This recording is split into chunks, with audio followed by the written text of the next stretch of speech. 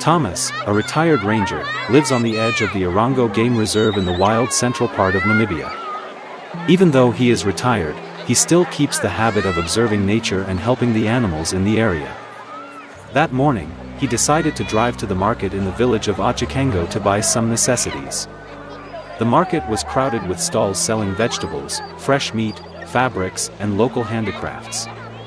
He slowly walked from stall to stall, cloth bag in hand, occasionally stopping to chat with the sellers.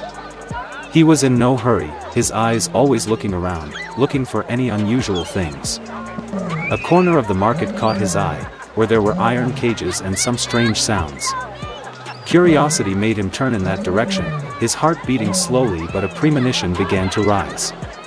The soft moans, the eyes of the caged animals made Thomas's heart feel like someone was squeezing it. He walked on, silently in front of each cage, until a strange man called him over. "Sir, come and see my precious goods. Not everyone gets to see them with their own eyes." The other man invited. Mr. Thomas walked over. In front of him was an old truck, behind the iron cage covered with a heavy tarpaulin. The seller lifted the tarpaulin. Inside was a skinny lioness, lying motionless, eyes half open. This one grew up with people, tame, very gentle. "I raised it since it was a baby," the man said proudly. Mr. Thomas was silent, his face expressionless, his eyes observing each wound on the lion's body.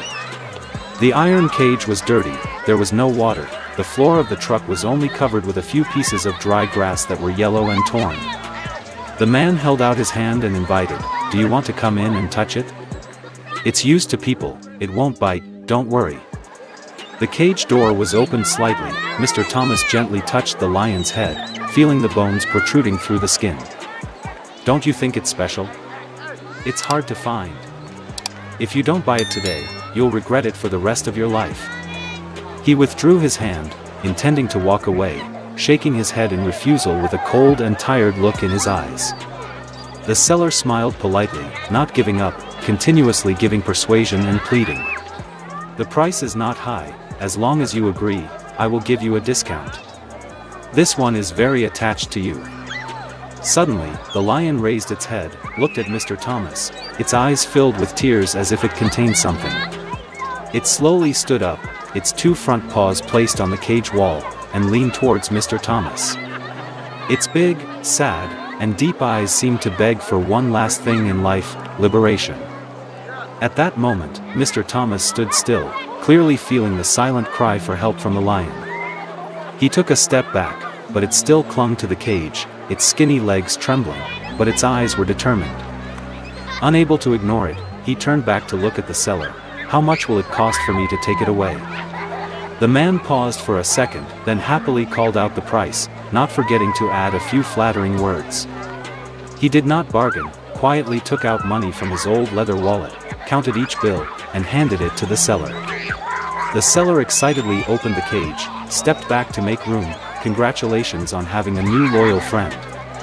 He stepped into the car, gently stroked the lion's head, and placed his hand on its shoulder as if reassuring a child. The lion gently stepped down from the truck, staggering a few steps but still trying to stick close to Mr. Thomas.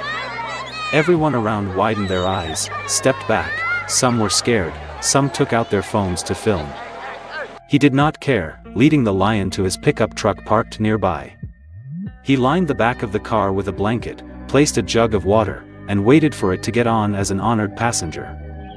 The lion obediently climbed into the car, sat close to the wall, its eyes still looking at him as if to say thank you. He closed the car door, started the engine, and left the market, the commotion still echoing behind him like a warning.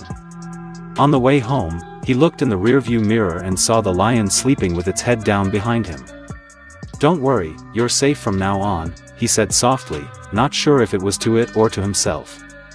Arriving home, he opened the door and led the lioness into the warm wooden living room. It did not resist, just sat quietly on the old rug by the fireplace, groaning softly. He went to get water and fresh meat from the refrigerator, cut it into small pieces and fed it piece by piece. The lion ate slowly, its eyes gradually softened, its head slightly resting on his knee. After the meal, it curled up and slept soundly, its skinny body curled up like a big cat. He sat on the sofa, picked up the landline phone and called the Orongo Conservation Area Ranger's number. "There is a lion I just rescued from Achacango Market, it needs to be received and checked." His voice was deep, each word clear, unable to hide his anger and anxiety. Next, he called the local police to report the wildlife trafficking situation. "I know the exact location of the stalls, urgent action is needed to rescue the remaining animals." He took out a pen and paper and wrote down the details of the time, location and characteristics of the man who sold the lion. The small house became more alive than ever with the gentle breathing of the strange animal. Before going to bed, he spread a thick blanket for the lion and closed the door gently. That night, for the first time in many years, he slept well and felt that he still had a role to play with nature. The next morning, he prepared coffee early, went out to check and found the lion waiting for him at the door. The rangers arrived early, bringing a specialized vehicle, a large cage and medical examination equipment. They conducted a preliminary examination and then gently loaded the lion into the vehicle as if caring for a weak patient. The lion did not growl, only looked at Mr. Thomas one last time before the car door closed. At the Orongo Conservancy, veterinarians and animal care specialists were waiting to receive him. It was taken to a modern examination room, placed on a white table with an 4 and a heart monitor. Vital signs were stable, with only signs of physical exhaustion and loss of hunting instinct. "This lion cannot be released back into the wild, it has lived too long in a domesticated environment," the doctor concluded. The decision was made: keep it in a semi-wild enclosure, simulating nature but with a fence. They prepared a large enclosure with trees, large rocks, dry grass and alternating sun and shade areas. The lion gradually recovered, ate better, started walking, playing with shade and artificial spring water.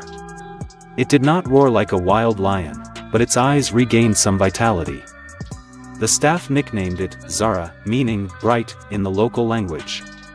Zara began to get used to her new life, every day facing the gate as if waiting for someone. Mr. Thomas called every morning to check on her health and mental state. "Zara is fine, but I believe she still misses you," a young employee said over the phone, his voice as light as the morning breeze. The next day, Mr. Thomas led a group of police and rangers back to the Achacango Market. They quietly filmed and recorded all the evidence before signaling the arrest warrant. 7 stalls were seized, more than 20 animals were rescued from rusty iron cages.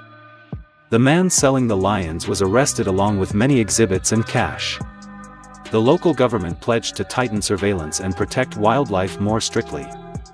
3 days later, Mr. Thomas drove to the reserve to visit Zara. When he saw her, Zara immediately ran to the fence, rubbing her head against the bars as if to greet him. He sat down, reached out to touch the mesh. Zara pressed her cheek against it, her eyes gentle. The two of them sat together in silence, in a peace that needed no words. "You've come to the right place," he said softly, his eyes shining with reassurance. From a trip to the market, Mr. Thomas saved a soul that was quietly waiting to be released. Love for nature and compassion never retire with age. Zara and him, 2 lonely lives, now found a place to belong. What do you think of this story? Leave your thoughts in the comments section.